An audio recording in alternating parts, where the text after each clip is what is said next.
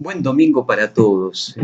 Este primer domingo de Cuaresma siempre está marcado por el Evangelio. El Evangelio, los 3 años en los 3 ciclos, un año de Lucas, otro de Marcos, otro de Mateo, especialmente hoy es el de Marcos.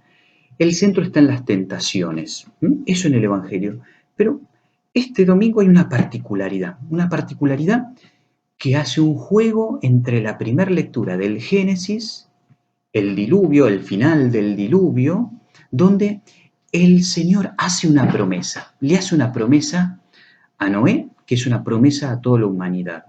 Viendo lo que había pasado, él dice, no, esto no puede volver a suceder, no puede ser así. Y ahí hace una alianza que el signo es el arco iris, ¿no? Entonces fíjense, las aguas del diluvio y la alianza, esas son las imágenes. Esa imagen del diluvio, es decir, aquel que quitaba toda la maldad del mundo y empezaba una nueva humanidad, una nueva creación, partiendo de la familia de Noé y de todo lo que había en el arca, es una figura que toma el bautismo, es decir, la vida nueva que viene después de ser sumergido en el agua. Y en ese sentido, la palabra de Dios dice, en la segunda lectura de Pedro, toma esto. Todo esto es figura del bautismo por el que ahora ustedes son salvados. ¿Qué cosa? Lo que había pasado con Noé. Es impresionante todo esto. ¿Qué va a decir entonces? Vamos a descubrir que hay una novedad. Hay una alianza nueva, ¿sí? Fíjense, la hecha con Abraham, esta hecha con Noé, y esta alianza nueva se hace mediante el bautismo. Somos sumergidos en el Señor. Y esta alianza se hace además con la sangre de Cristo, ¿no? Tomen y beban, este es mi cáliz, esta es mi sangre, sangre de la alianza nueva y eterna. Hay una nueva alianza. Entonces, usando esa imagen, hoy que podemos rezar, Señor, renová mi alianza con vos. Señor, sumergime en tu bautismo, en tu novedad, en tu vida nueva. Y por último está el Evangelio, las tentaciones.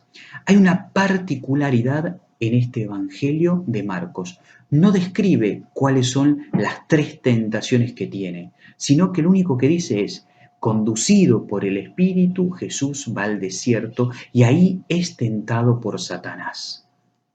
Solamente eso. Entonces, vamos a descubrir que el mismo Jesús y nosotros somos tentados. Pero la tentación es algo, podríamos decir, taimado. Dice, Satanás es el que tienta. Y es que la primera cosa que tenemos que tener claro, que la tentación es una realidad que nos viene de afuera, que busca que nosotros pisemos el palito.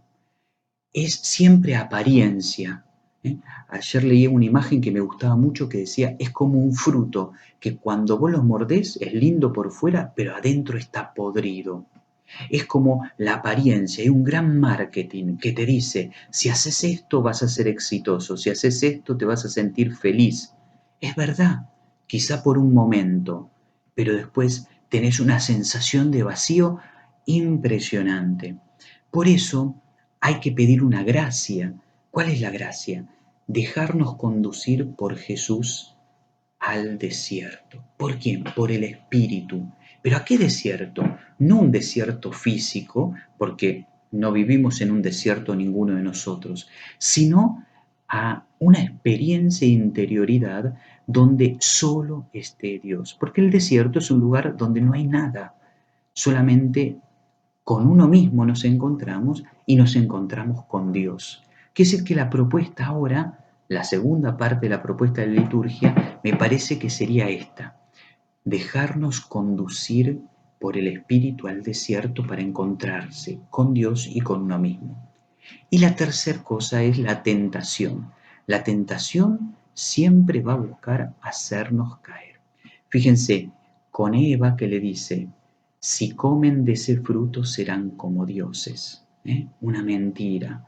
Dice, y vio que era apetitoso, comió, le dio a Adán, y después dice el texto, y se descubrieron que estaban desnudos. De golpe, toda esa novedad que le dijo la serpiente que iba a tener, la empezaron a experimentar. No era un conocimiento de la cabeza, dice, ustedes conocerán, sino que iba a ser un conocimiento experiencial de la propia vida. Entonces hay que tener cuidado. ¿Por qué? Porque el tentador busca destruirnos. San Ignacio va a decir que con el mal espíritu no se dialoga, no tenemos que entrar en diálogo. Si vamos a las tentaciones de Lucas y de Mateo, vamos a descubrir que siempre le contesta con la palabra de Dios, ¿no? No tentarás al Señor tu Dios, solo a Dios adorarás, no solo de pan vive el hombre. Respuesta es la palabra. Y no dialoga, no dice, ay, qué bueno, qué lindo que esto. Con el mal espíritu no se dialoga. No creamos que lo podemos manejar.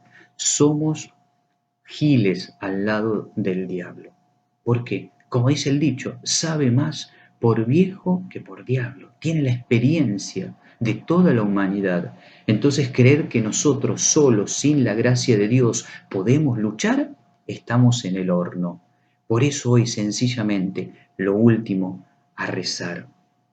Señor, no nos dejes caer en la tentación como hacemos el Padre Nuestro, pero sabiendo que con la tentación no se dialoga, no se entra en diálogo, porque el tentador es homicida, quiere destruirnos. Por último, si hay tentación, es que estás intentando vivir la vida de Dios. Si no hay ninguna tentación, preocupate, quiere decir que ya estás alejado. Ni el demonio le interesa que vos peques, porque ya vivís pecando. Y no hay que confundir tentación con pecado. Pecado es caer en la tentación. La tentación, con nuestras fuerzas y la gracia, la podemos enfrentar. Y ahí tenemos que tener claro lo último, ultimísimo, tenerlo muy, pero muy claro. El camino espiritual tiene estas cosas. Por eso hay que pedir muchas veces la gracia y no creérnosla de que vamos a poder solos enfrentar eso. Pedirle al Señor la gracia de poder vivir este domingo, en este primer domingo de Cuaresma, con estas ideas, con estas reflexiones, con estas gracias. Que Dios nos bendiga abundantemente. Que así sea.